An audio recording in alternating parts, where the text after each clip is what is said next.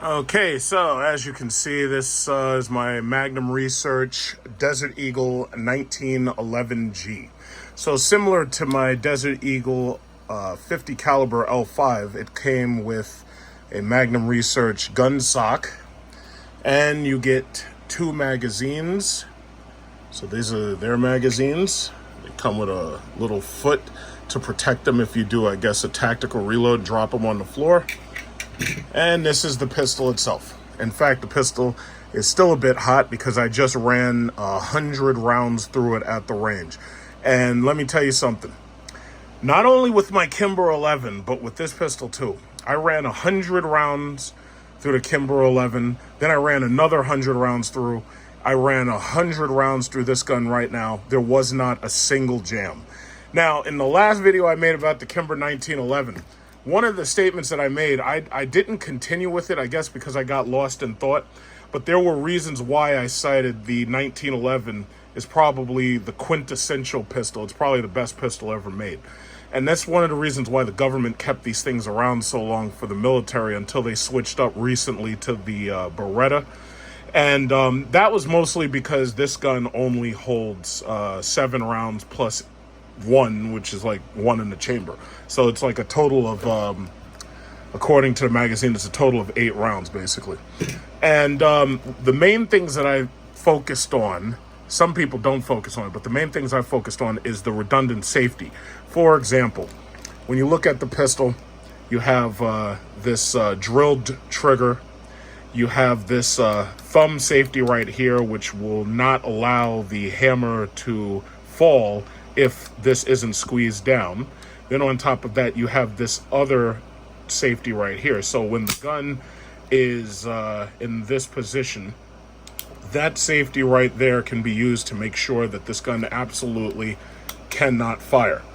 Even if you squeeze the thumb safety, you have the redundancy of this safety right here. So, for example, in the worst likely event, like let's say a kid were to find this pistol and to pick it up, right? And let's say that this safety was engaged. It's very unlikely that a child with small hands would be able to disengage this safety first and then know to be able to pull the trigger. But even if they tried, most children would hold it probably gripping the front of the gun with both of their hands, and they would be trying to pull this trigger, but it wouldn't pull simply because they'd also have to apply safety back here. If this safety and this safety are not both engaged, this gun will not fire. And I think that that's a brilliant thing to have a dual safety. I would have to say the reason why the government kept these things around so long is because they're proven and they work. They just work. I mean, the issue that I have with my Desert Eagle 50 caliber is that it jams. It's like, unless you're running perfect ammo through it, the Magnum Research ammo, it jams. And my thing is, you wouldn't want to have a self-defense weapon that you can't be 100% certain that when the trigger is pulled, it's going to fire 100% of the time. As far as I'm concerned, a self-defense weapon, it has to fire 100% of the time. I have a problem with Glocks. I don't like the fact that Glocks have that trigger, that switchblade trigger, where you have to basically use your the tip of your finger and you have to touch the very bottom. I don't like that. I haven't bought a Glock up until now. If I did buy a Glock, I'd probably buy a Generation 5, but the thing about it is I'm not a fan of their design. I'm just not. My MK23 Heckler & Koch SOCOM is being customized, and that'll probably be the only plastic pistol that I buy. But as far as these polymers, I'm not really a fan of these. I like the good old-fashioned steel. And you know what's funny? This thing is still hot as hell. This thing is still hot to the touch after running 100 rounds through it. And after even 10 minutes of it just sitting still, this thing is really hot to the touch right now. So I guess I'm going to have to clean it and lubricate it a little bit later before I put it away for storage. But this is my new favorite right here. As far as home defense goes, this and my AR-15 would be home defense. My AR-15 has not jammed a single time, and my 45s have never jammed a single time. I like the design of this. You can easily get new grips. New grips for 1911 are about $20. Sometimes you can get them cheaper off of eBay. The Desert Eagle 1911C and G can be purchased with a knife, and the knife comes with a spare pair of grips that you can easily switch out using an Allen key. I personally think that the 1911 is probably the best gun ever made. I think this is really the quintessential gun. And when I say quintessential gun, I mean that this thing basically checks all of the boxes. I really think it checks all the boxes. Now, the reason why some people might argue, they'd be like, well, it's too big and it's too heavy. Yeah, it's made of steel, but if you're a big person, it's not a problem. It's not too heavy. Some people might argue, oh, it doesn't have enough rounds. But here's the thing. The 45 ACP round is designed to stop humans. If you try to shoot it through a wall, chances are it's going to stop. It's going to flatten out and it's going to stop in the wall. 45 ACP is not a very fast round. That's one of the reasons why it's very easy to get silencers for these. Because if you're dealing with subsonic ammo, it's very easy to use a silencer. And basically, these rounds are powerful for stopping humans and animals. But when it comes to over penetration, they're not really going to over penetrate too much. Like, they'll go through glass, but some people are saying that they won't easily go through sheetrock of a house. Like, if you have 2 or 3 layers of sheetrock, it may or may not go through. Wood, it stops pretty much in its tracks. It has trouble getting through wood. So for home defense, I mean, you think about it, you don't want over penetration because, like, if you're shooting a burglar who's in the kitchen, you don't want to be hitting somebody who's in the bedroom. So some people might actually agree with me and they'd be like, oh, you know what? 45 ACP is good for that. 9mm will actually over penetrate because it's a smaller round. It actually will over penetrate. But 45 ACP doesn't have the penetration power, but it does have the stopping power. Now, you see these videos where the cops got to shoot people like 3 and 4 and 5 times and the person is still running around and doing what they're doing. 45 ACP will put them down quicker than a 9mm. Like, if you've got like a perp trying to break into your house, I would bet on 45 long before I bet on a 9mm. That's just me. So again, this is my second Desert Eagle, and I just like it. Now, I don't know if I would get the 9mm Jericho or the Baby Eagle. I don't know if I would do that. Maybe I would, maybe I wouldn't. But for right now, this is like my new favorite right here. This is my new favorite. Okay, so here we are again with our friend Joe right here. We're pulling out the new Magnum Research Desert Eagle 1911G. It's my new favorite 45. So as you remember, the last time I made a 45 video was my Kimber 1911. So this is my Desert Eagle 1911G. This comes with 2 of these magazines, and they have a little black foot right there. So, Magnum Research, they like to make their,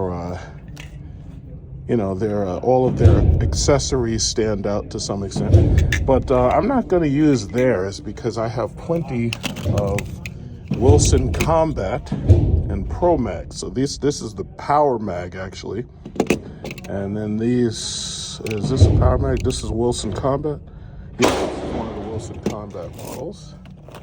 So I've got plenty of 45, and this magazine is a Kimber magazine.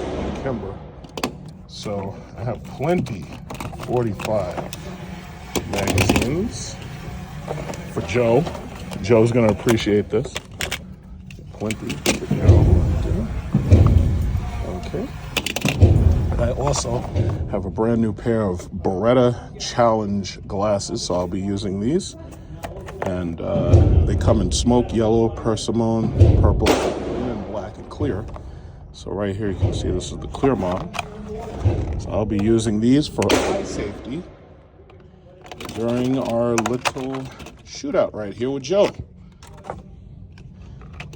On a related issue, I was watching the ballad of, what was it called? I was watching this, it was like this weird ass cowboy movie last night. It was the Ballad of Bagger Joe or some shit. It was like this weird cowboy movie on YouTube. And I was watching it last night. It's pretty funny. It's really, I forget what the word, like the name will come back to me. I can't think about it right now. So we're going to put Joe out to about 10 yards. Because, see, my 1911 hand skills are excellent. So we're going to put Joe out to about 10 yards.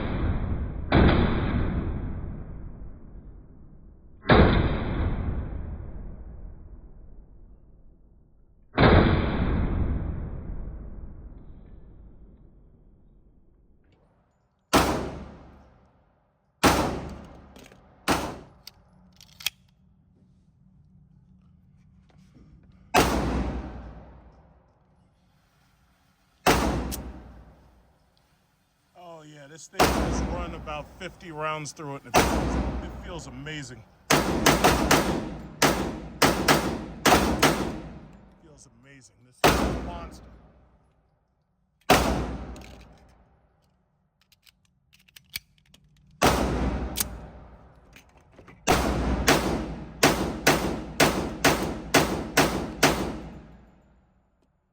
Poor Joe. My man Joe. He's getting the worst of it today. Oh, shit. It's hot. Barrel's a little hot. We're doing good, though. Poor Joe. I mean, Joe's getting the worst of it over there.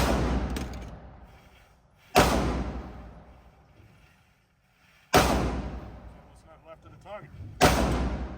This bastard, these 19 are sick. The guide rod is an OPP edition. I don't have a problem with it. I was doing rapid fire shooting and I'm still fucking tearing this shit apart. Amazing. This is I love my Desert Eagle 1911G. I love it. To be continued.